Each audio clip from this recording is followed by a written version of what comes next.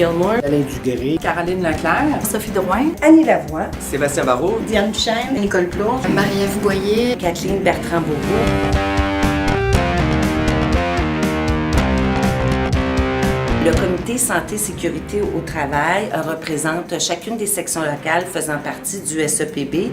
Nous sommes environ une vingtaine de membres. C'est un comité actif avec des projets. Malgré les différences entre les réalités vécues par chacune des sections locales, il y a des enjeux qui sont similaires. Les problématiques les plus fréquentes touchent le bruit au travail, les problèmes musculo-squelettiques, l'aménagement de postes de travail et principalement la santé mentale au travail. C'est beaucoup plus les maladies professionnelles et également le stress, le burn-out, la surcharge de travail. Nous avons 2 enjeux principaux, dont le premier, ce sont des problèmes de santé mentale, des chocs post-traumatiques suite à des vols à main armée et des problèmes au niveau de harcèlement. Le deuxième enjeu, ce sont des chutes dans le milieu de travail. tout ce qui concerne la violence, les agressions par rapport à nos membres, les arrêts d'agir, les égratignures, le crachat, les morsures. On traite beaucoup d'agressions physiques dans nos milieux de travail. C'est vraiment la cause d'accidents de travail principal dans nos écoles. On a aussi tout ce qui est impact, collision, ballon.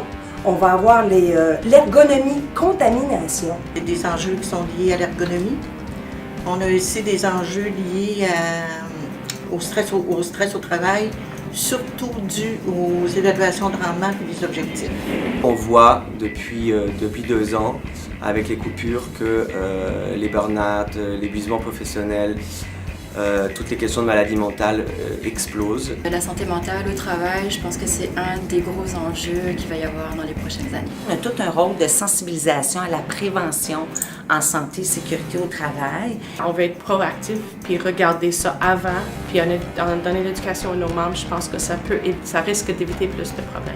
Je n'ai qu'à penser à la bataille que nous avons livrée au niveau des bancs. Ce dossier est un dossier important puisque d'une simple plainte, on s'est ramassé avec 14 jours d'audience, une décision de la Cour supérieure et plus une soixantaine d'avis de correction dans une quinzaine de succursales de Renaud-Bré. C'est pour faire en sorte de protéger, d'être à l'avant-garde au niveau de tout ce qui est en rapport avec les conditions de travail des gens que nous représentons au SEPB Québec. En bref, on a beaucoup de travail pour notre relève syndicale.